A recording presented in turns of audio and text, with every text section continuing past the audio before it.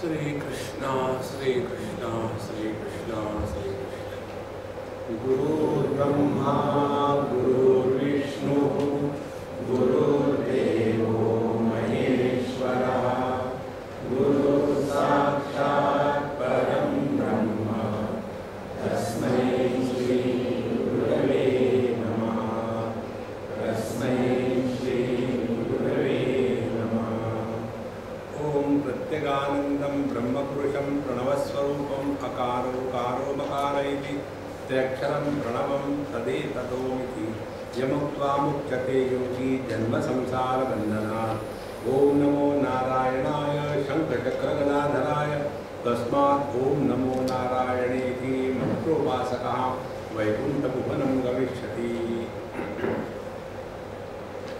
इस आत्मबोधोपनिषद में प्रारंभ हुआ है पहले उपासना से। उपासना के द्वारा हम अपने स्वरूप के पास पहुंचते हैं, उसका तत्व का अनुभव होता है, लेकिन वह अनुभव आत्म रूप से नहीं होता। पहले यह स्थिति है जिसको कहते हैं क्रम मुक्ति। पहले कहते हैं प्रत्यगानंद, जो अपने स्वरूप का आनंद है, जो आनंद स्वरूप है, वह सबके लिए सामान्य है ब्रह्म पुरुषम, और उसका प्रणव स्वरूप है। वही अकार उकार मकार प्रकार से जो जागृत स्वप्न सुषुप्ति में प्रकट हो रहा है, इसीलिए यह ओम ही सब कुछ है। तो जो योगी इस ओम का जप करते हैं, ध्यान करते हैं, उस व्यक्ति के लिए जन्म मरण का संसार खत्म हो जाता है। यहाँ तक हमने कल देखा था। हम आगे कहते हैं ओम नमो नारायणाय शंखचक्र गदाधराय। यह भगवान नारायण का षोडशाक्षर मंत्र है, 16 अक्षरों वाला। जैसे शिव जी का पंचाक्षर मंत्र है नमः शिवाय, उसी प्रकार से ये षोडाक्षर मंत्र है। ध्रुव जी को जो मंत्र दिया था वो द्वादशाक्षर था, ओम नमो भगवते वासुदेवाय। तो जो इस मंत्र का जप करता है उपासकः, तो ओम नमो नारायण मंत्रोपासकः वैकुंठ भुवनं गमिष्यति, वह वैकुंठ को प्राप्त हो जाता है। अब इसको जरा सूक्ष्मता से समझें। जब हमारा मन भगवान के नाम में लग जाता है तो उसकी प्रक्रिया क्या है? तो पहली प्रक्रिया ये है कि क्या हम साधना या उपासना किसी वस्तु के उपलब्धि के लिए, प्राप्ति के लिए कर रहे हैं, या हमारी उपासना अपने अंतःकरण को शुद्ध करने के लिए हो रही है, या इस उपासना से हम भगवान को प्रसन्न करना चाहते हैं। तो जो भी कुछ हम कर रहे हैं उसके पीछे प्रयोजन क्या है, किस संकल्प से हम उपासना करते हैं, किसके लिए कर रहे हैं। तो जब हमने उपासना करना ये जीवन का एक आवश्यक अंग समझ लिया है, उसके बाद ही उपासना करेंगे। ध्यान से सुनना। एक वृद्ध माता मुंबई की ही है, बहुत सारा वेदांत का अध्ययन किया और अनेक प्रकार के क्लासेस लिए, लोगों को पढ़ाया, उपनिषद गीता, बहुत सारा। एक दिन सडनली वो ऐसे डिप्रेशन में चली गई कि आत्मविश्वास एकदम गायब। यहां तक कि अपने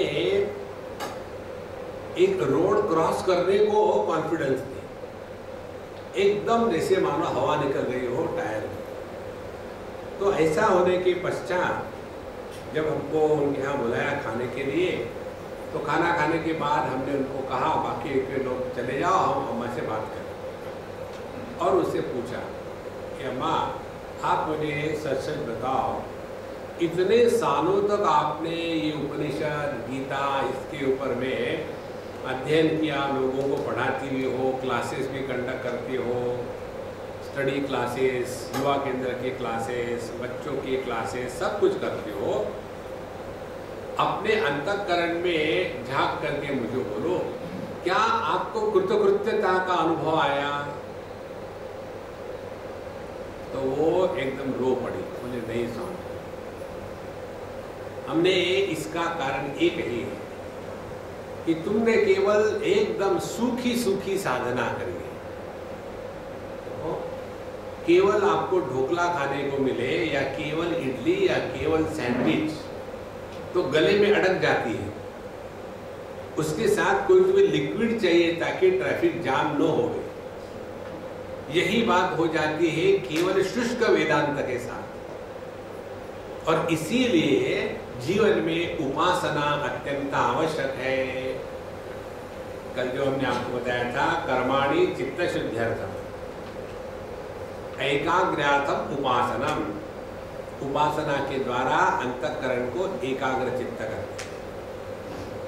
और इसके लिए चित्त को एकाग्र करने के लिए जो अनेक प्रकार की उपासना की पद्धतियां हैं, उसमें सर्वश्रेष्ठ पद्धति है भगवान के नाम का जप करना। 10वें अध्याय में भगवान अपनी विभूतियों में कहते हैं, यज्ञानाम जप यज्ञोस्मि, जितने भी यज्ञ हैं, द्रव्य यज्ञ, प्राण यज्ञ इत्यादि, 4थे अध्याय में 12 प्रकार के यज्ञ बताए। तो कहते हैं सभी यज्ञों में मैं जप यज्ञ हूँ। जप यज्ञ का तात्पर्य क्या है?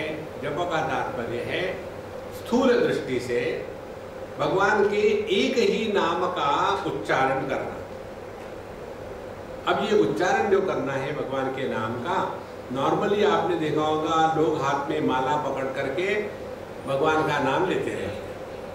एक थैले में माला डाल देंगे, बाहर आएगी उंगली चूना खाने के लिए, और उसके पश्चात वो अंदर में माला है और जप हो रहा है, और माला अंदर में अड़क जाती है और फिर उसको झटके लगाते हैं।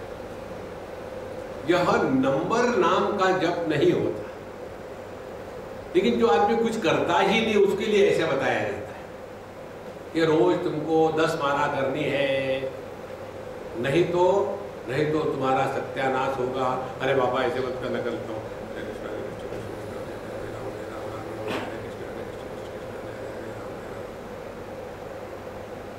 और एक बार भगवान के नाम का आनंद आने लगा, उसके बाद उसको बताने की जरूरत नहीं।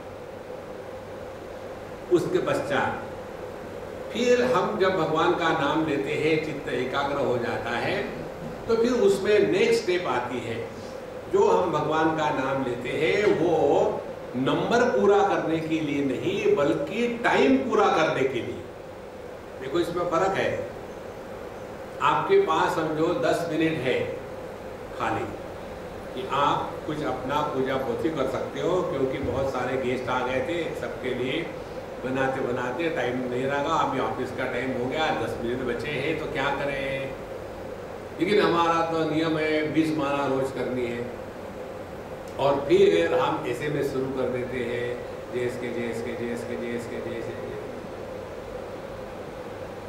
ऐसा ना करें। उसके स्थान पर इतना देख ले कितना समय है, 10 मिनट है। ये 10 मिनट में बड़े प्रेम से ओम नमो नारायणाय,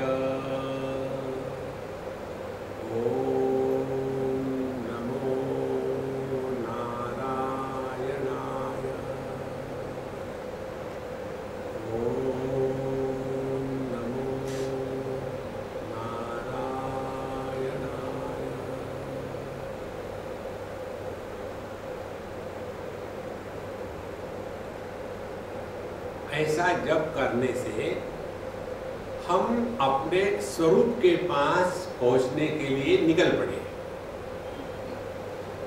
देखो विचार 2 प्रकार के होते हैं।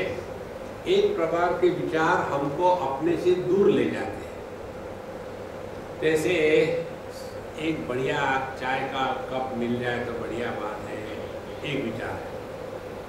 अब चाय कहाँ मिलेगी? चलो गुप्ता आंटी के यहाँ जाते हैं। गुप्ता आंटी के यहाँ पहुँचे, सुबह सुबह दरवाजा खटखटाया, गुप्ता आंटी कहते हैं, अरे स्वामी जी आप सुबह सुबह कैसे हैं? नहीं, एकदम मुझे सुबह में सपने में आया कि सुबह जाके आपके दर्शन करूं। अच्छा, हम सपने में आते हैं? बिल्कुल रोम रोम में बसे हैं। अच्छा सुबह आएंगे चाय पी लो। हाँ हाँ, देखो भगवान की लीला अनंत है। और जब चाय मिलेगा तो इसके साथ कुछ मुंह चबाने के लिए एक के बाद एक विषय, जिन विचारों से दूसरे विचार पैदा होते हैं उन विचारों को विकार कहते हैं। और भगवान का नाम अपने आप में पूर्ण है और इसीलिए भगवान के नाम के पश्चात अन्य विचार आ ही नहीं सकते। लेकिन ये हमारे मन को चैलेंज है, नहीं आ सकते, हम लाके दिखाएंगे। इसीलिए जैसा दूसरा विचार आने की संभावना है फिर एक फायर कर दिया, ओम नमो नारायणाय, फिर शांत।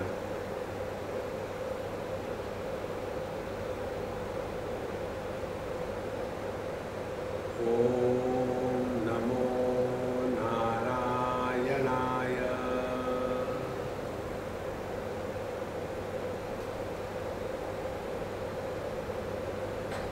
इस प्रकार से बाहर के आलंबन कम से कम हो जाते हैं, मिनिमम। तबला पेटी लेकर के जो भगवान का नाम होता है ना, उसमें विक्षेप ज्यादा है, राग द्वेष ज्यादा है। राग रागिनी माने राग और द्वेष, उसी में फंसा रहता है। इसीलिए बड़े शांति से, इसलिए यहाँ कहते हैं कि ओम नमो नारायणाय शंख चक्र गदाधराय, यह भगवान का षोडशाक्षर मंत्र है। और इस मंत्र का अनुष्ठान करते हैं भिन्न भिन्न प्रकार से। किस मंत्र का कैसे अनुष्ठान करना है उसके बारे में शास्त्र में नियम बताए। और यह अनुष्ठान दो प्रकार से होता है। एक तो सकाम अनुष्ठान है और दूसरा निष्काम है।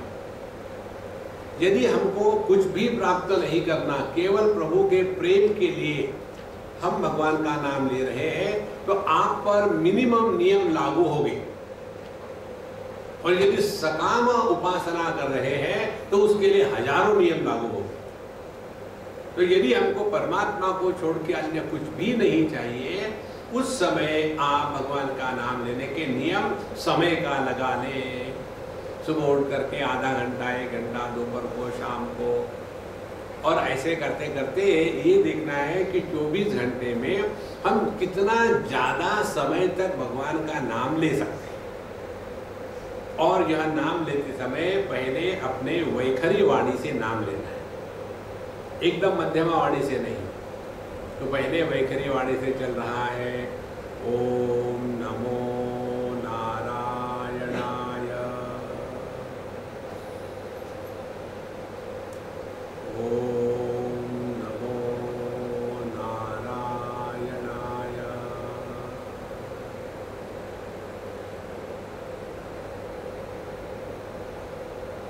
ओम नमो नारायणाय।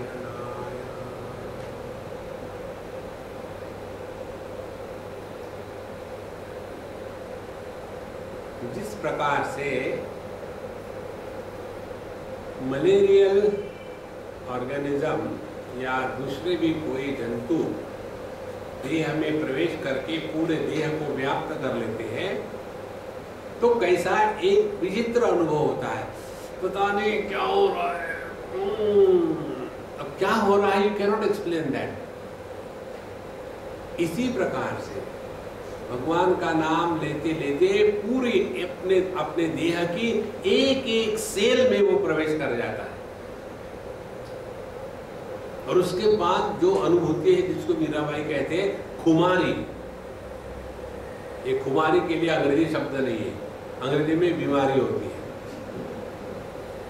तो यह भगवान का नाम लेते लेते जगत के प्रति आकर्षण बंद हो जाता है। दूसरी बात, हम अपने आप से बोलना कम कर देते हैं। तीसरी बात, हम एकदम सावधान होके जीते हैं। सावधानी किसको कहते हैं? जहां हमारी आवश्यकता नहीं है वहां से रफू चक्कर हो जाओ। देखो हम इतना घूमते हैं पूरे वर्ल्ड में, हमको हर जगह में यही प्रश्न पूछते हैं, स्वामी जी आप इतना यहाँ से भी हो गया, 2-4 दिन आराम करके फिर चले जाना। हमने कहा आपने ये जो कहा है ना, ये इसलिए कहा है कि आपको पता है मैं नहीं रहने वाला। एक बार हम आए थे ऑस्ट्रेलिया से, सुबह में 1-2 बजे के फ्लाइट से आए और दूसरी नाइट की फ्लाइट से लंदन जाना था। तो हार्डली हम यहाँ 18-20 घंटे थे। तो हमको हमारे मित्र लेने आए, बोले स्वामी जी आपको ना आगा ना पीछा ना कुछ है, क्यों इतनी दौड़े भागी करते हो, क्या आपको मिलता है? तो फिर क्या करूँ? बोले रहो यहाँ, ठीक है मेरा लंदन का प्रोग्राम कैंसिल, मैं आपके यहाँ आके रहूँगा। बोले नहीं ऐसी बात नहीं, घबरा गए। देखो महाराज, और जब व्यक्ति को ये समझ में नहीं आता ना, जहाँ हमारे आवश्यकता नहीं वहाँ मुँह मारे हैं, तो ऐसे व्यक्ति का अपमान होने लग जाता है। देखो यदि कोई हमसे बात करे और उसका जवाब नहीं मिल रहा है, तो समझदार आदमी को इशारा काफी होना चाहिए। लेकिन हम अपने आप को बदलना ये साधना है, स्वीकार ही नहीं करते। इसीलिए भगवान का नाम लेना ये बहुत बड़ी साधना है। आप जब जाओगे घर में सुबह के समय, शाम के समय, हाथ में माला लेकर के एक एक नाम के साथ एक एक मणि घूमे।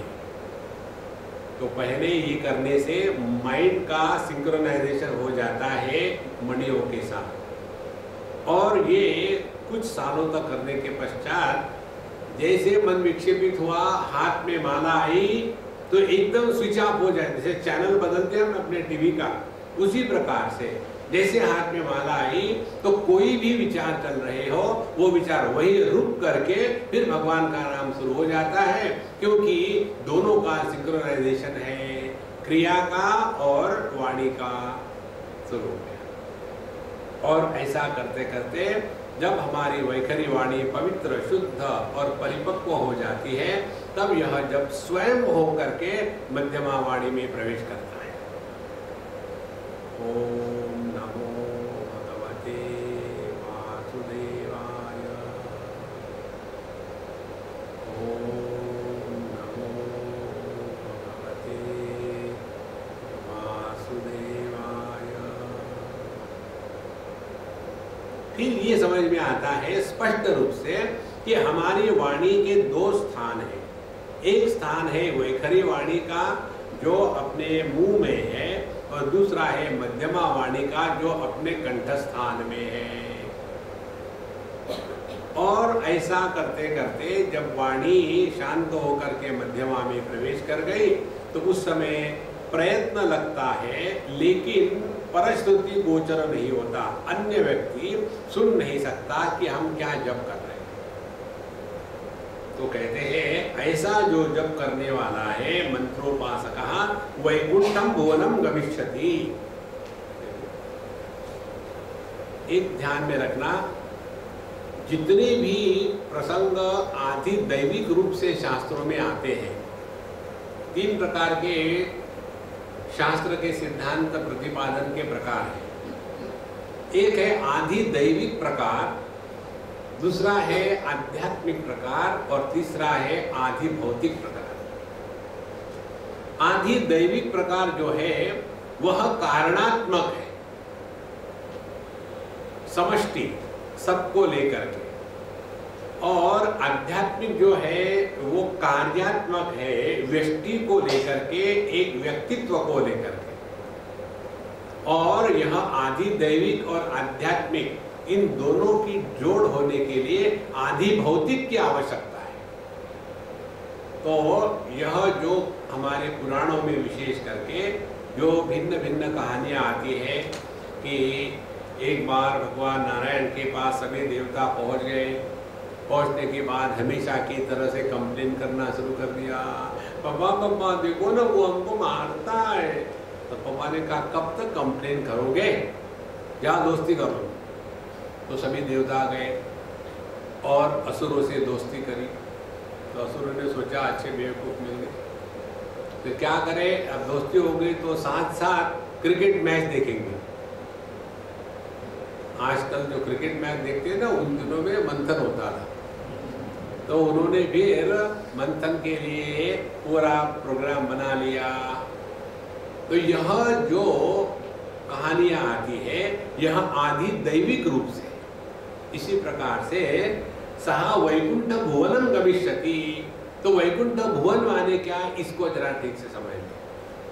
जब हम आदि दैविक रूप से समझेंगे तो हमको ऐसा बताएंगे कि बड़ा सुंदर स्थान होता है और वहाँ अप्सराएं होती हैं और चारों तरफ प्रॉस्पेरिटी है और सभी बड़े मस्त रहते हैं और सभी का यूनिफॉर्म भगवान के यूनिफॉर्म के जैसा है।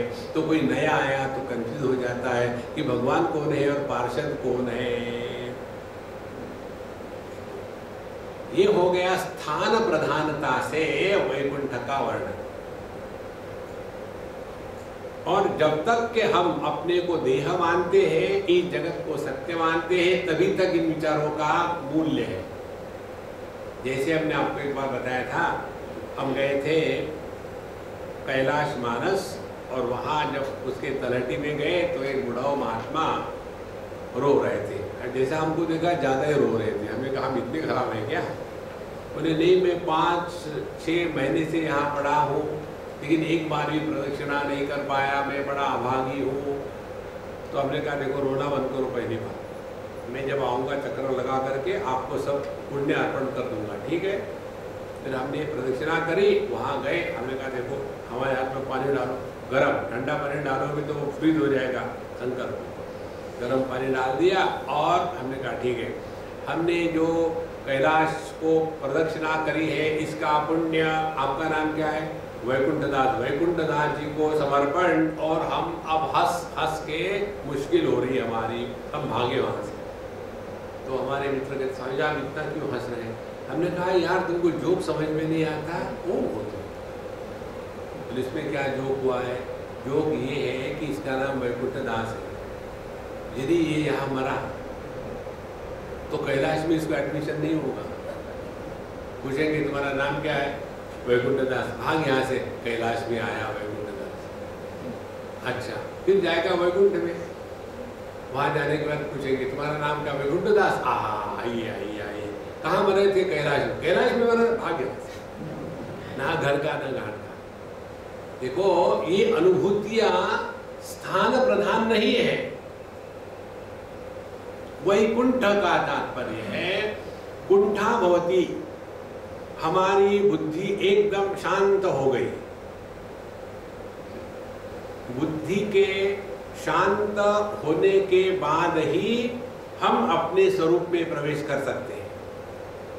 वैकुंठ भुवनम गमिष्यति का तात्पर्य है कि ऐसा जो साधक है उसकी बुद्धि अब सभी के सभी द्वैत के, अन्य के, अनेकता के विचार अब हमेशा के लिए शांत हो गए। तो ऐसे व्यक्ति की स्थिति जो है उसको कहते हैं मंत्रोपासकः वैकुंठ भुवनम गमिष्यति। तो ओम नमो नारायणाय इस मंत्र का जप करते रहो और उसके द्वारा वैकुंठ भुवन में जाते हैं। और यह वैकुंठ भवन जो है जहाँ हम जाते हैं, माने अब हमारे मन में अपने को लेकर के प्रश्न नहीं, जगत को लेकर के प्रश्न नहीं, साधना को लेकर के प्रश्न नहीं है, क्योंकि प्रश्न निर्माण करने वाली बुद्धि अब शांत हो गई। लेकिन यही जीवन का अंतिम लक्ष्य नहीं है।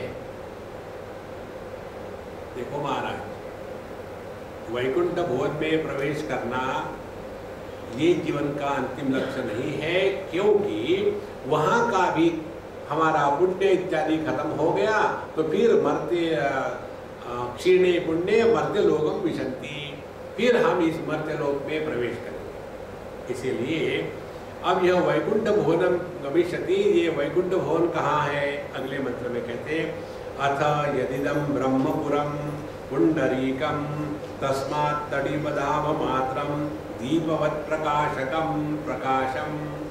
तो अथ यद इदम ब्रह्मपुरम पुंडरीकम, मानो वहाँ उपनिषद हमको उंगली से बता रही है अपने हृदय की तरफ हाथ करके कि अतः इदम, ये जो है मनुष्य का जो स्टर्नम है, इस स्टर्नम में सभी के सभी रिब्स आकर के समर्पित होती है। तो ये जो है ये हमारा आध्यात्मिक हृदय है।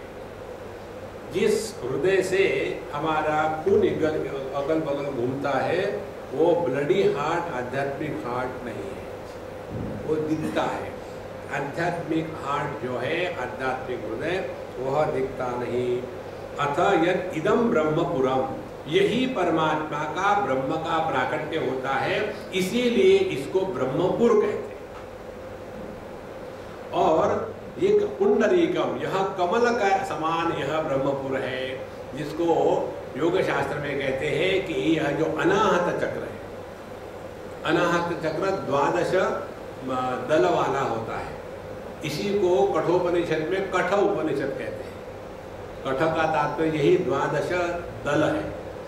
जैसे क ख ग घ च छ ज झ ञ ट ठ, क से लेकर के ठ तक के यह 12 जो वर्ण है, यह इस अनाहत चक्र के एक एक पेटल पर इनको प्रतिष्ठित किया है।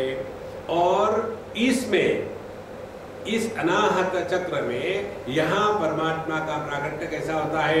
अंगुष्टमात्र पुरुषः मध्ये आत्मनि तिष्ठति ईशानो भूत भव्यस्य न ततो विजुगुप्सते।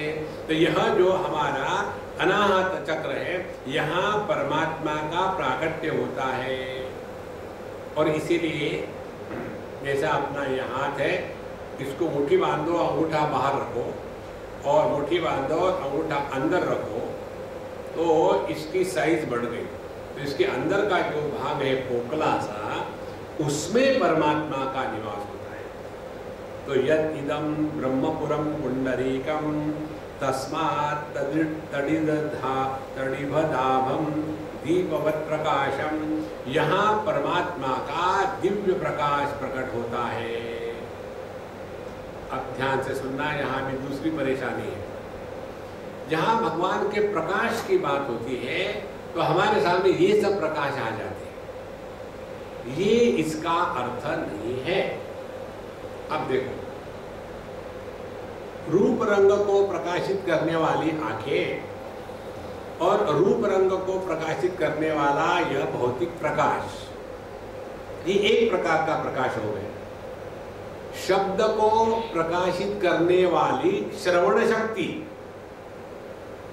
वो भी प्रकाशित ही कर रही है। लेकिन क्या हमको ये जो श्रवण के साउंड वेव्स है वो दिखती है क्या? वो दिखती तो नहीं। लेकिन जो कंप्यूटर पर काम करते उनको पता है कि उसको हम ग्राफिकली देख सकते हैं। माने प्रकाश का तात्पर्य केवल ये प्रकाश नहीं है जो किसी को प्रकाशित करता है, उसको प्रकाश कहते हैं। अब इसको लेकर के आगे चलो। रूप रंग को प्रकाशित करने वाली आंखें, और ये रूप रंग आंखों को प्रकाशित नहीं कर सकते। जैसे हम इस माइक को देख रहे हैं, लेकिन माइक हमको नहीं देख सकता। अब उसके आगे चले जाओ, इंद्रियों को प्रकाशित करने वाला मन, लेकिन ये इंद्रिय मन को प्रकाशित नहीं कर सकते। अब ये मन को प्रकाशित करने वाली चेतन सत्ता, तो यह चेतन सत्ता मन को प्रकाशित करती है, लेकिन मन चेतन सत्ता को प्रकाशित नहीं कर सकता।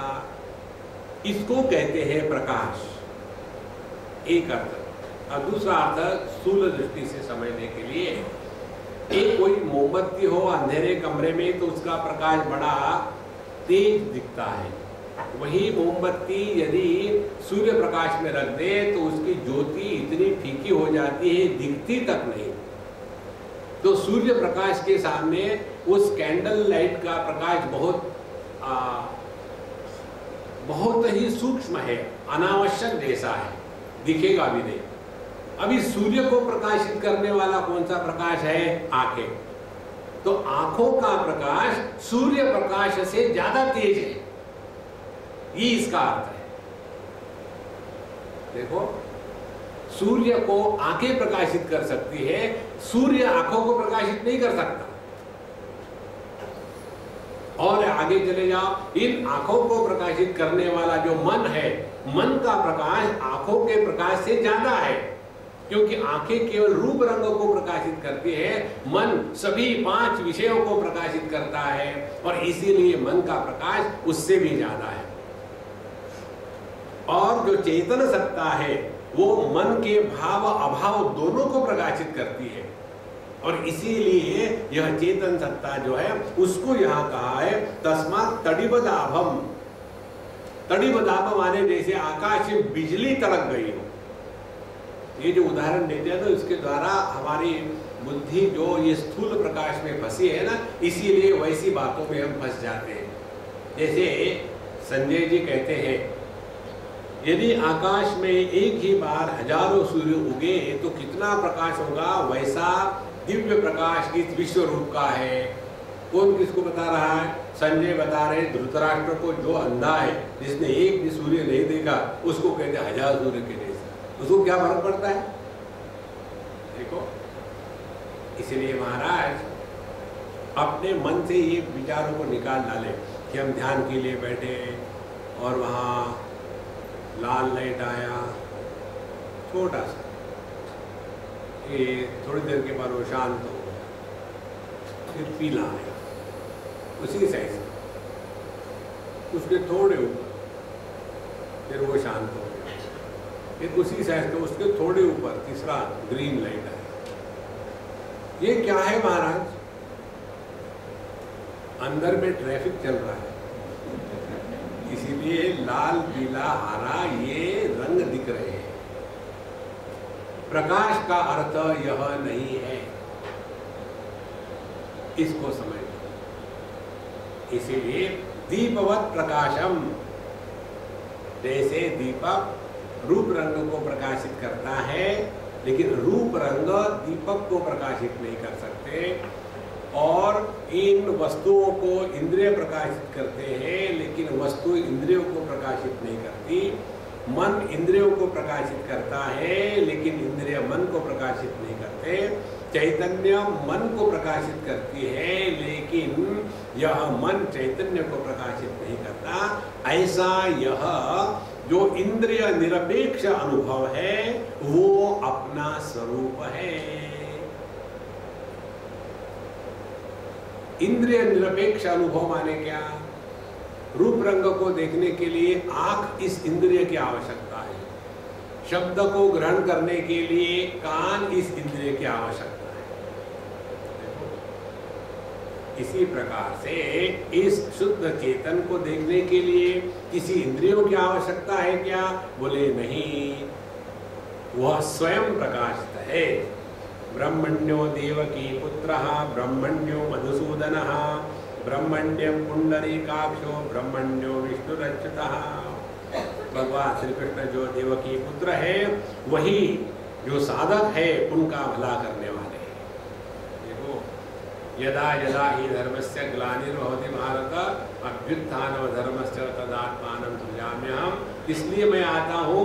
पहले कहते हैं परित्राणाय साधूनाम, भगवान का अवतार होता है तब जब बहुत सारे साधु संत होते हैं, तब। झाड़ू लगाने के लिए भगवान नहीं आते। कई लोगों की यही भ्रांति है कि देखो इतना करप्शन हो रहा है, सब स्कैम हो रहे हैं, फिर भी भगवान क्यों नहीं आते? भगवान स्कैम साफ करने के लिए कोई वॉशिंग मशीन थोड़ी है।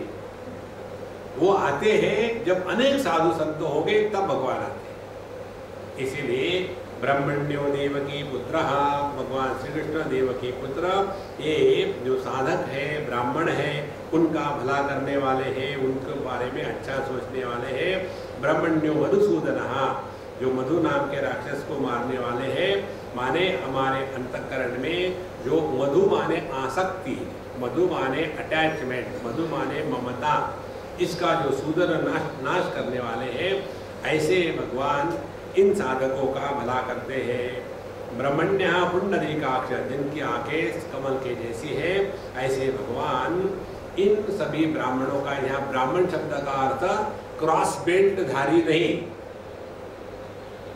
देखो, कई बार लोग ऐसे प्रश्न पूछते हैं जिसका कोई मतलब नहीं होता। स्वामी जी, ये जनेऊ का क्या मतलब है? आप उनको बताते, देखो जनेऊ का मतलब ये है कि चाबी कभी घूम नहीं होती। तो आपको चेन रखने की आवश्यकता नहीं, चाबी है वहां। और जब पीठ को खुजली आती है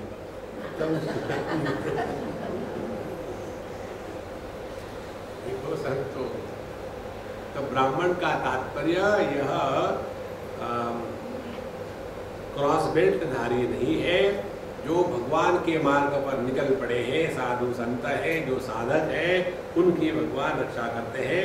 ब्रह्मण्यः विष्णु अच्युतः, यह ज्ञानी लोगों को मदद करने के लिए भगवान हमेशा तैयार है, वो कभी फेल नहीं होते। तो ये दो मंत्रों के द्वारा, ओम नमो नारायणाय शंख चक्र गदाधराय और यदिदं ब्रह्मपुरम पुंडरीकम तस्मात् तदीपदाभमात्रम दीपवत् प्रकाशम, इन दो मंत्रों के द्वारा हमारा जैसा जैसा मंत्र सूक्ष्म दृष्टि से अपने भीतर प्रवेश करेगा, वहाँ हमको डरने की जरूरत नहीं है, भगवान वहाँ हमारी रक्षा करेंगे, ये कहने के लिए तीसरा मंत्र है। ये बहुत महत्व की बात है। साधना हमको करनी है, लेकिन साधना में सफलता मिलती है भगवान के आशीर्वाद से। अन्यथा साधना करने के बाद आदमी को अपनी साधना का अभिमान हो जाता है। देखो, ये अभिमान नाम की जो मक्खी है ना, ये अपने घर की मक्खी के जैसी है, मस्का डोमेस्टिका, कहीं भी जाके बैठेगी। यदि वहां रसगुल्ला रखा है तो उसमें जाके बैठेगी, और बगल में बच्चे ने कुछ किया है तो उसमें जाके बैठेगी, उसको कोई विवेक नहीं है। इसी प्रकार से आदमी को बुराई का भी अभिमान होता है, अच्छाई का भी अभिमान होता है। एक सज्जन हमको कह रहे थे, स्वामी जी आपने देखा होगा हम हमेशा पीछे बैठते हैं। हमने कहा हमने देखा तो नहीं, लेकिन आप कहते हो तो बैठते होंगे। बोले क्यों? हमने कहा हम इस पर टाइम बर्बाद नहीं करते। आप ना भी आ तो क्या फर्क पड़ता है मुझे? नहीं हम बताओ, आपको खुशी है तो बताओ।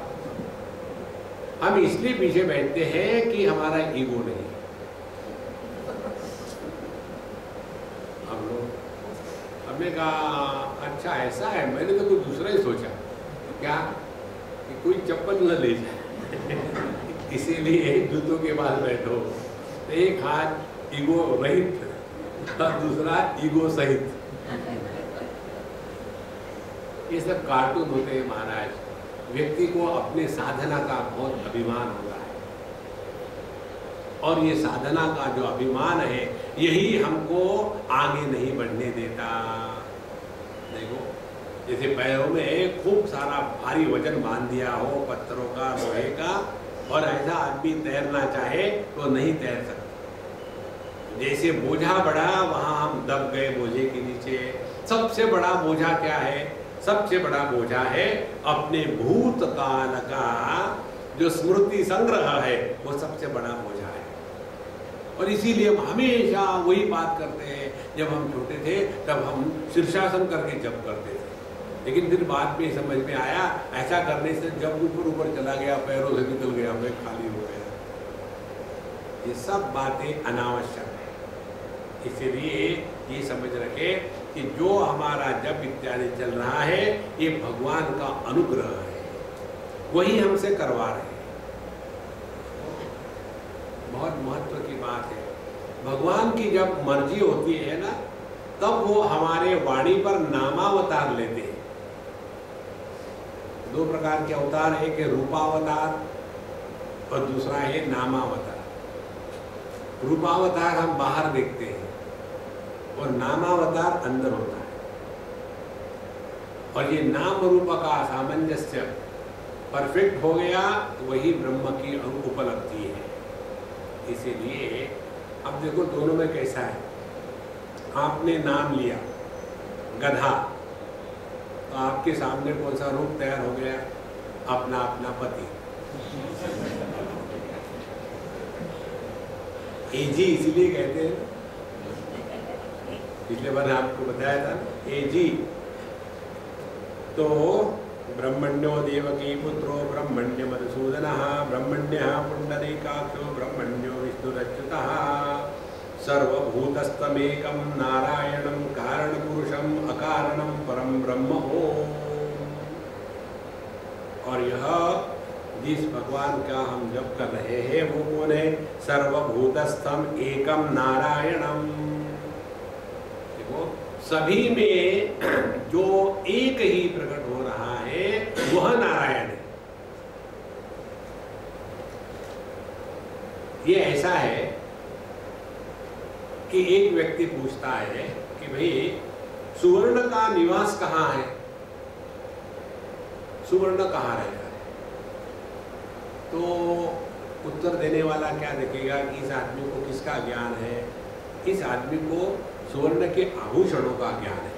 तो उसको बताएंगे देखो जो वेडिंग रिंग के अंदर होता है उसको सुवर्ण कहते हैं, जो डाइवोर्स रिंग के अंदर होता है उसको सुवर्ण कहते हैं, जो नोज रिंग के अंदर होता है उसको सुवर्ण कहते हैं। आजकल मैं सब जगह घूम रहा हूँ ना, अरे अम्मा यहाँ नाक को छेद करके ऐसा कुछ भी बाहर से लगा लेती है और इतना वो भद्दा नॉर्मल लगता है, लेकिन उसको उसी में 24 घंटे हाथ लगा के गिर तो नहीं गया, गिर तो नहीं गया, अरे नाक कट गई, गिर क्या गया।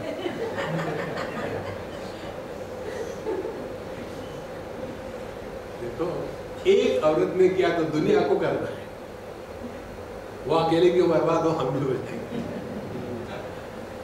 तो जो व्यक्ति आभूषणों में फंसा है उसको यदि बताना है सुवर्ण कहाँ है तो कहेंगे सुवर्ण आभूषणों के अंदर है। इसी प्रकार से हम कहाँ फंसे हैं? हम फंसे हैं दुनिया में, तो बताएंगे भगवान कहाँ है? भगवान हर एक के हृदय में है। अरे महाराज भगवान हमारे हृदय में नहीं है, हम भगवान में है। जैसे सुवर्ण में आभूषण है, आभूषणों में सुवर्ण है, ये कहना सुवर्ण का अपमान है। देखो ये अपनी बुद्धि उल्टी हो गई है, इसीलिए हम कहते हैं कि हम देह के अंदर है, नहीं देह हम में, इसको कहते हैं नारायण। जैसे हमने आपको उदाहरण दिया था मोबाइल फोन का, मोबाइल फोन के अंदर से साउंड वेव्स प्रकट होती है, लेकिन साउंड वेव्स मोबाइल फोन के अंदर नहीं है, बाहर है। और इसीलिए यह मोबाइल फोन साउंड वेव्स के अंदर है, प्राकट्य फोन के अंदर से हो रहा है। इसी प्रकार से हम उस परमात्मा में चेतन सत्ता में है, चिदाकाश में है, और यह चिदाकाश हमारे माध्यम से जीवन के रूप में प्रकट हो रहा है। इसका कारण उपाधि है।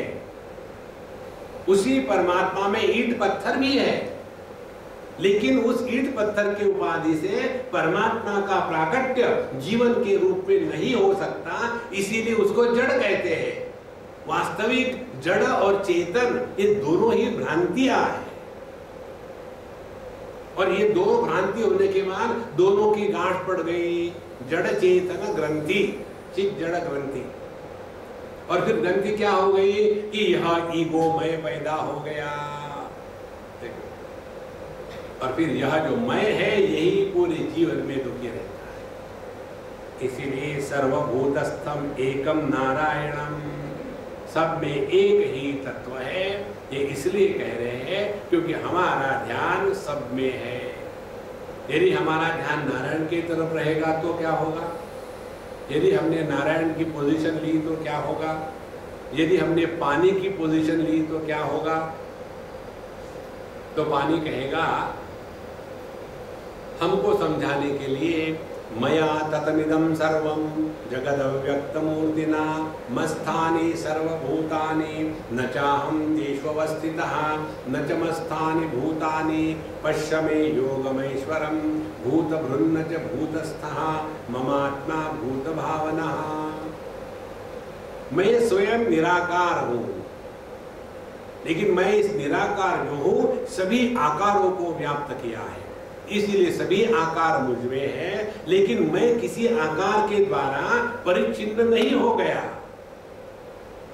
और असल में देखा जाए तो मेरे दृष्टि से ना तो वो मुझ में है, ना तो मैं उनमें हूं। तो पानी कहता है मैं स्वयं निराकार हूं, लेकिन मुझ में ही समुद्र और लहरें ये दो आकार है। इसीलिए वो मुझ में है लेकिन मैं उनमें नहीं हूं।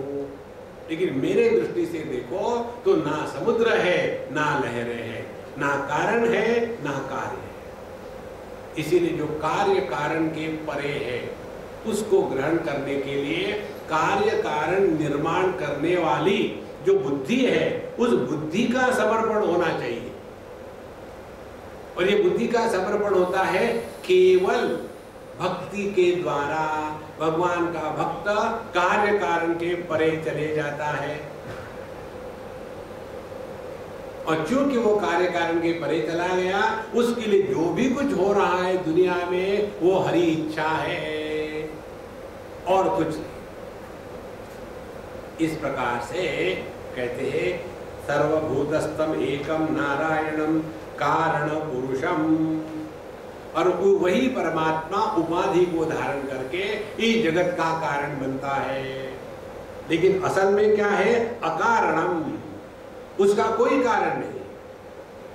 तो परम ब्रह्म ओम, यही जो ओम बताया था पहले, यही परम ब्रह्म का द्योतक है। इस प्रकार से यह भगवान के नाम का जप करते करते व्यक्ति इस अनुभूति में पहुंच जाता है। सर्वभूतस्थम एकम यत् नारायणम कारण पुरुषम अकारणम परम ब्रह्म ओम। तो इसका अर्थ क्या हो गया? भगवान का जप करते करते ओम नमो नारायणाय शंख चक्र गदाधराय, ओम नमो नारायणाय शंख चक्र गदाधराय, ओम नमो नारायणाय शंख चक्र गदाधराय, ओम नमो नारायणाय, ओम नमो नारायणाय।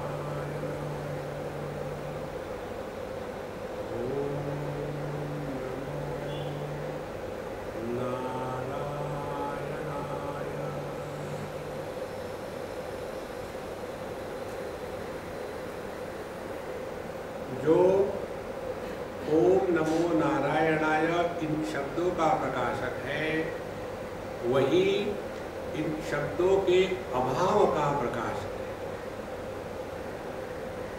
जो शब्द के भाव और अभाव इन दोनों का प्रकाशक है, वो इन दोनों के परे है। वो है वैकुंठ भुवन, और वही है उस भुवन में, वैकुंठ में रहने वाला नारायण। जैसे आभूषण के अंदर रहने वाला सुवर्ण, सुवर्ण के कारण आभूषण है, आभूषणों के कारण सुवर्ण नहीं है। नारायण के कारण जगत है, जगत के कारण नारायण नहीं है।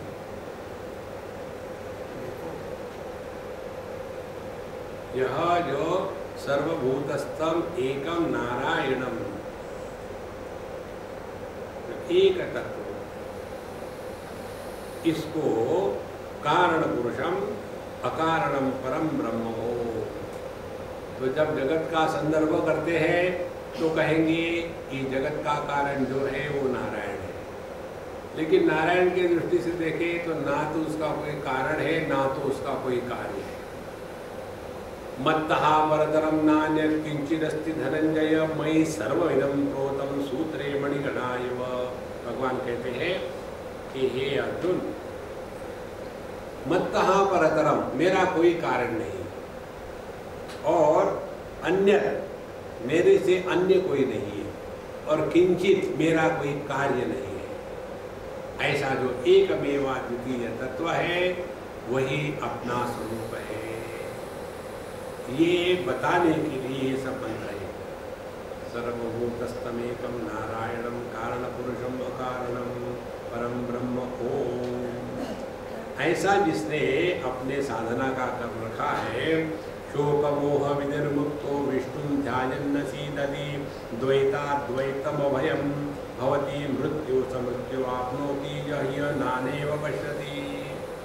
तो जिसने इस प्रकार से भगवान विष्णु का ध्यान किया है, अब विष्णु का अर्थ क्या हो गया, शंख चक्र गदाधर वैसा ही नहीं, जो सब में व्याप्त है वह विष्णु है। व्यापकत्वाद विष्णु, विष्णु हमारे पैरों की देवता है। जो लंबी स्ट्राइड लेकर के चलता उसको भी विष्णु कहते हैं।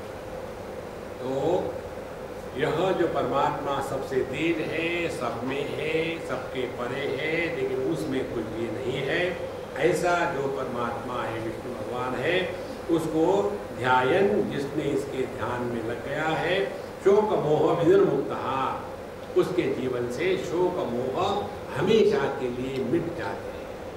ध्यान से सुनना, पंचदशी में हमने तृप्ति दीप में ये पढ़ा है। साधक के जीवन की 7 स्टेजेस होती है। जैसे बामू की 7 गांठें खुल गई थी उस प्रेत के भागवत कथा सुनने के बाद। ये 7 गांठें क्या है? तो पहली गांठ है अपने स्वरूप का अज्ञान, फिर है आवरण, तीसरी है विक्षेप, चौथा है परोक्ष ज्ञान, 5वां है अपरोक्ष ज्ञान, 6वां है दुख निवृत्ति और 7वां है निरंकुशा तृप्ति। तो ये निरंकुशा तृप्ति आने के पहले होती है शोक मोह विनिर्मुक्तः, दुख की निवृत्ति। और निरंकुशा तृप्ति का तात्पर्य है जो स्वतंत्र परिपूर्णता है। हम इसके कारण सुखी नहीं है, हम इसके कारण मस्त नहीं है। जो अपना स्वरूप है वो सहज आनंद स्वरूप है। तो शोक मोह विनिर्मुक्तः विष्णु ध्यायन न सीदति, उसके बाद वो कभी भी जीवन में दुखी नहीं होता।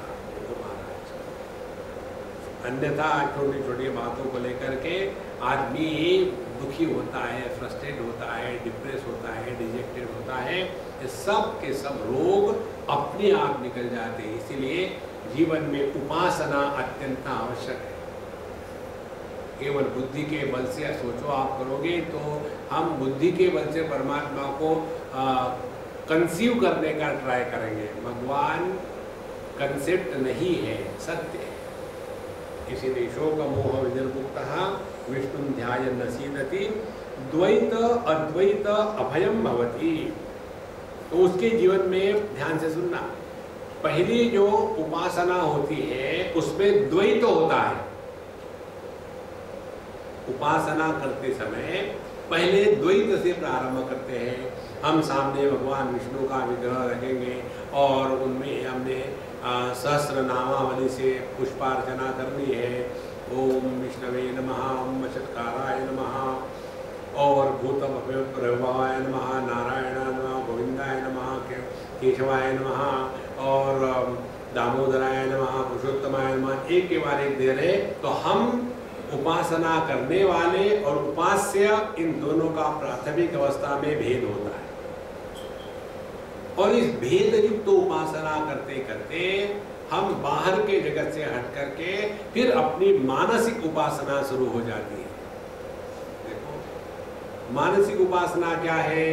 आत्मा त्वं गिरिजामति सहचरा प्राणा शरीरम गृहम् पूजाते विषयोपभोग रचना निद्रा समाधि स्थिति संचार पदयो प्रदक्षिण विधि स्तोत्राणि सर्वा गिरो यद्यत् कर्म करोमि तत्तदखिलं शंभो तवाराधनम्। अब यह स्थूल दृष्टि से उपासना हट करके अब हमारे अंतःकरण में प्रवेश कर चुकी है। यह जो मानसिक उपासना है, मानसिक मीन्स मेंटल नहीं, यह जो मानसिक उपासना है उसमें हम अपने स्वरूप के पास पहुंचने लग जाते हैं। और फिर पहले जो द्वैत था अब वो द्वैत धीरे धीरे खत्म हो रहा है। पहले भगवान के विग्रह को पानी फूल चढ़ाते थे, द्वैत था। अब जो भगवान के विग्रह को पानी चढ़ा रहा है और जो भगवान का विग्रह है वो, और जो पानी है, ये तीनों के तीनों केवल अपना मन मात्र है। तो यहाँ द्वैत होते हुए भी अद्वैत की अब प्रक्रिया शुरू हो गई। देखो,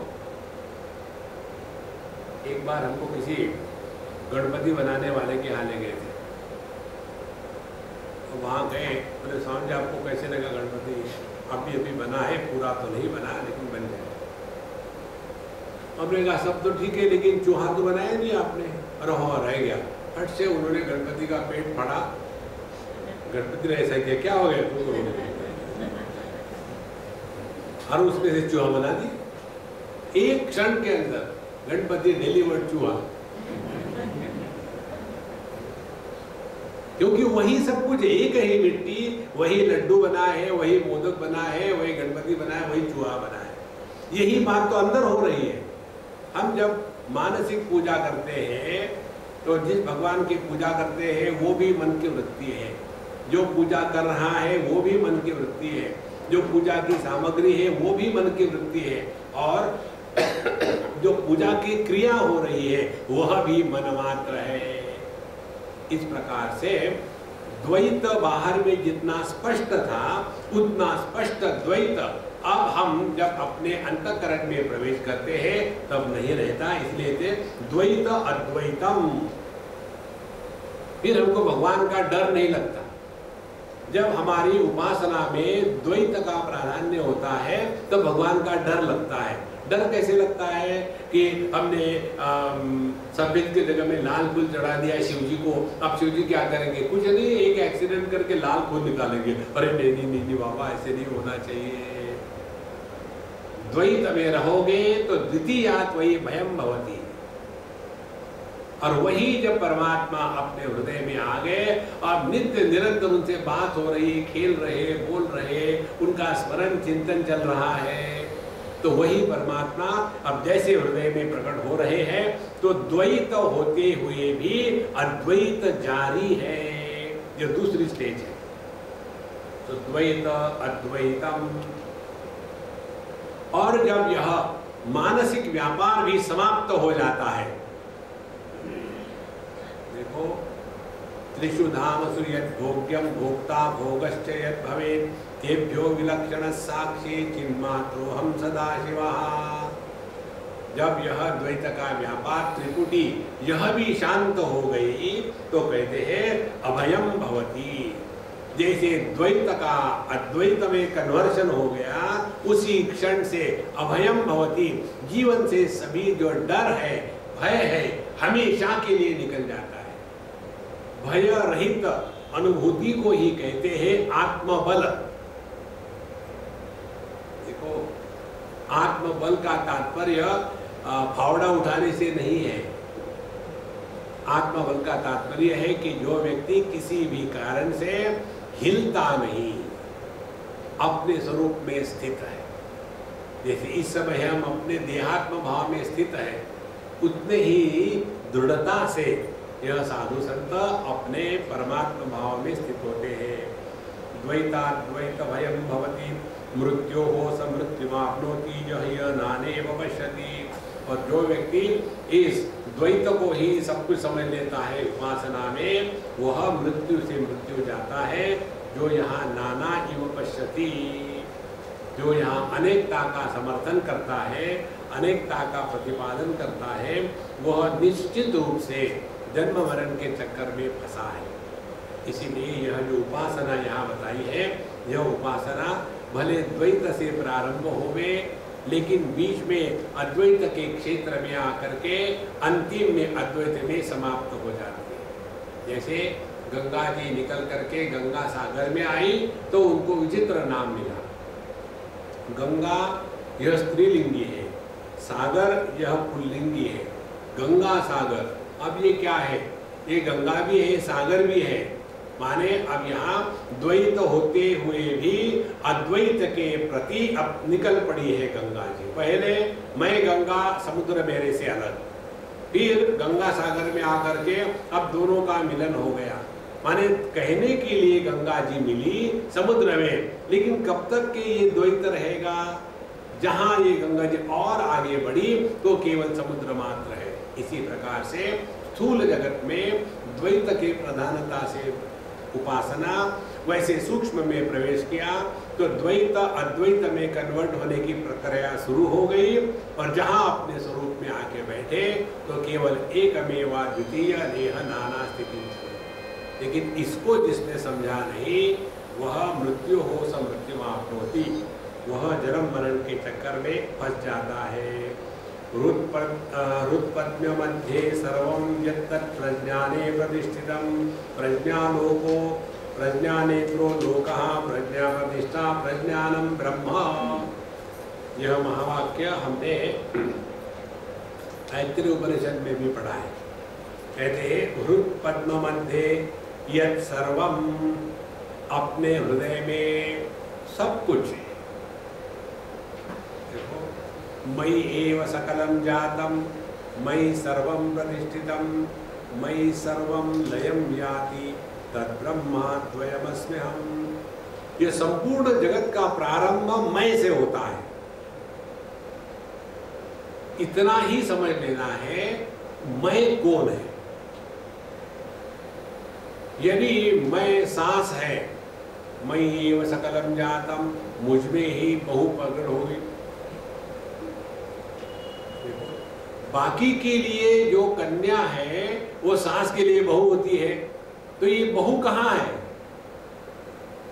देखो, ये बहू जगत में नहीं है। यह बहू उस पिता की पुत्री भी नहीं है, ये बहू है केवल सांस में। तो मयि एव सकलं जातं। अब सवाल ये है कि मैं क्या है? तो जब इस मय का निर्णय लेते हैं तब पता चलता है हृत्पद्म मध्ये सर्वं यत् प्रज्ञाने प्रतिष्ठितम। ये सभी का सभी इस चेतन सत्ता में प्रतिष्ठित है। देखो, यदि मैं पिता, मैं पति, मैं पुत्र, ये तीनों के तीनों किसमें प्रतिष्ठित है? मैं आदमी में। आदमी यदि मरा तो ना पुत्र बचता है, ना पति बचता है, ना पिता बचता है। दुखी कौन हो रहे थे? ये तीन दुखी हो रहे थे, और आदमी कभी दुखी नहीं हो रहा था। इसी प्रकार से यह जो चेतन सत्ता है प्रज्ञाने प्रतिष्ठितम, तो हमारे हृदय में जो भी कुछ द्वैत अद्वैत का संसार प्रकट हो रहा है उस सब की प्रतिष्ठा यह चेतन सत्ता है। इसमें हमको प्रतिष्ठित होना है। यही इस आत्मबोधोपनिषद का लक्ष्य है और यही इसका प्रयोजन है। हृत्पद्म मध्ये सर्वं यत् प्रज्ञाने प्रतिष्ठितं प्रज्ञानेत्रो लोकः। इस प्रज्ञा के द्वारा ही लोकः, सभी अनुभूतियां संभावित है, अन्यथा नहीं। प्रज्ञा नेत्रो लोका, लोक माने अनुभूतियां। प्रज्ञा नेत्र, जहां चैतन्य है वही सब प्रकार के अनुभव प्राप्त है। मरने के बाद किसी को जब चढ़ाते हैं चिता पर और अग्नि लगाते हैं तो वो उठ के नहीं बैठता, अरे यार ज्यादा गर्म लग रहा है, थोड़ा ब्लैंकेट रख दो, नहीं, क्योंकि वहां चैतन्य की अभिव्यक्ति समाप्त हो गई। तो परमात्मा की उपाधि विशेष में चैतन्य के रूप में अभिव्यक्ति और उस चैतन्य की मन इत्यादि उपाधियों के द्वारा व्यक्तित्व में अभिव्यक्ति। तो यह जो चैतन्य है यह केवल परमात्मा की अभिव्यक्ति है और यह सब में सामान्य है, अलग अलग नहीं है। इसीलिए प्रज्ञा नेत्रो लोकः, तो यह प्रज्ञा नेत्र यही सब जगत का आधार है, प्रज्ञा प्रतिष्ठा, और इसी में सब रहते हैं। नेत्र माने ले जाने वाला, जो संपूर्ण जगत के अच्छे बुरे उपाधियों में से, अनुभूतियों में से ले जाने वाली यह प्रज्ञा ही है और इसी में सब कुछ प्रतिष्ठित है, प्रज्ञा प्रतिष्ठा। और प्रज्ञानम ब्रह्म, यहाँ ब्रह्म का तात्पर्य क्या है कि यह प्रज्ञा पर हेड वन नहीं है। हम भले अपनी बीवी का नाम रख दीजिए प्रज्ञा, वो भले बेवकूफ, नाम तो प्रज्ञा है। प्रज्ञा का तात्पर्य जो ज्ञान जिसमें त्रिपुटी निर्माण नहीं होती, उसको कहते हैं प्रज्ञा। इसको कहते हैं विजडम। जो अर्जुन कहता है ना, स्थित प्रज्ञस्थ का भाषा, a person with steady wisdom. Steady wisdom माने जिसका ज्ञान कभी मन के विकारों के द्वारा कलुषित नहीं होता। तो ऐसे प्रज्ञानम ब्रह्म, यही महावाक्य मैत्रेय उपनिषद में भी आता है। तो ज्ञान जिसमें त्रिपुटी है, प्रज्ञान माने जिसमें त्रिपुटी नहीं है, और जिसमें त्रिपुटी नहीं है ऐसा जो शुद्ध ज्ञान है, इसी को कहते हैं ब्रह्म। स एतेन प्रज्ञेन आत्मना अस्मान् लोकात् उत्क्रम्य अमुष्मिन् स्वर्गे लोके सर्वान् कामान् आप्त्वा अमृतः समभवत्। अमृतः समभवत्। तो जो साधक एतेन प्रज्ञानेन, इसी प्रज्ञा को प्राप्त करके अस्मात् लोकात् उत्क्रम्य, वो इस द्वैत के प्रपंच से उठ गया, निकल गया। ये द्वैत के प्रपंच से निकल जाना, यही साधना है। और अमुष्मिन स्वर्गीय लोके, फिर स्वर्ग में पहुंच गया। आप ध्यान से सुनना, स्वर्ग किसको कहते हैं? जहां अप्सराएं होती है वह भौतिक स्वर्ग हो। स्वर्ग का तात्पर्य है स्व माने अपना स्वरूप, ग माने गति। जो अपने स्वरूप में आके निष्ठावान हो गया वह स्वर्ग है। स्वर्ग इत्यादि स्थान विशेष नहीं है, स्वर्ग इत्यादि वस्तु विशेष नहीं है, स्वर्ग इत्यादि कोई कार्य विशेष नहीं है। स्वर्ग यह केवल अनुभवात्मक है। यदि आपके पास सब कुछ है और फिर भी आप दुखी हो, फ्रस्ट्रेटेड हो, तो आप नरक में हो। और आपके पास कुछ भी नहीं है फिर भी आप एकदम मस्त हो, तो आप स्वर्ग में हो। आप कहाँ जाना चाहते हो? नहीं, हम तो चाहते हैं सब कुछ हो और हम सुखी रहे। जैसे लेडीज लोग जब खरीदने जाती है ना साड़ियाँ, एक ही बार मैं गया था जिंदगी में, एक अमेरिका की अम्मा आई थी दिल्ली में, स्वामी जी मुझे साड़ियाँ खरीदनी है तो मुझे अच्छी दुकान में ले चलिए। हमने कहा हाँ मैं यही व्यापार करता हूँ, चलो। एक बढ़िया दुकान देखा जहाँ एसी वीसी अच्छा था ताकि मैं बैठ सकूँ आराम में। नहीं आप सिले करो, मुझे इसमें क्या समझ में आ रहा है, सब दिल्ली ले लो। और जब मैं देख रहा था तो मुझे ब्रह्मा जी पर तरस आया। जो बात ब्रह्मा जी भी नहीं सोच सकते वो ये अम्मा सोच रही थी। और बेचने वाला सिंधी था, फिर क्या सोने में सुहागा। तो उसने कहा हाँ जी आइए दिखाइए, ये दिखाइए, दूसरी दिखाइए, 2, 4, 5, 10, 20, 30। और ये अम्मा कंफ्यूज हो गई। लेकिन कंफ्यूज हो गई तो दूसरे को कंफ्यूज करके छोड़ेगी। देखिए इस टेक्सचर में, इस डिजाइन में, इस कलर में, इस बॉर्डर के साथ, इतनी कीमत में डिस्काउंट के साथ साड़ियाँ दिखाओ। अच्छा उसने जो कहा वो भी भूल गई। फिर सिंधी ने दूसरा निकाला, देखो आपने जो कहा था एग्जैक्टली वैसा ही है। अब उसको क्या पता कि मैंने क्या कहा था। ऐसे नहीं होता महाराज।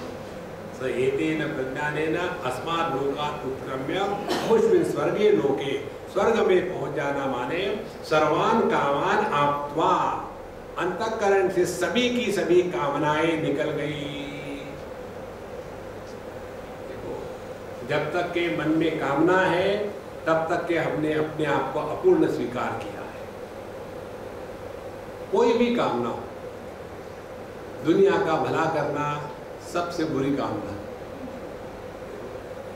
जिसने दुनिया बनाई है वो अपना धंधा जानता है, हमको उसको सिखाने की जरूरत नहीं, हमको अपनी साधना करनी है। तो सर्वान कामान आप्त्वा अमृतः समभवत्, अमृतः समभवत्।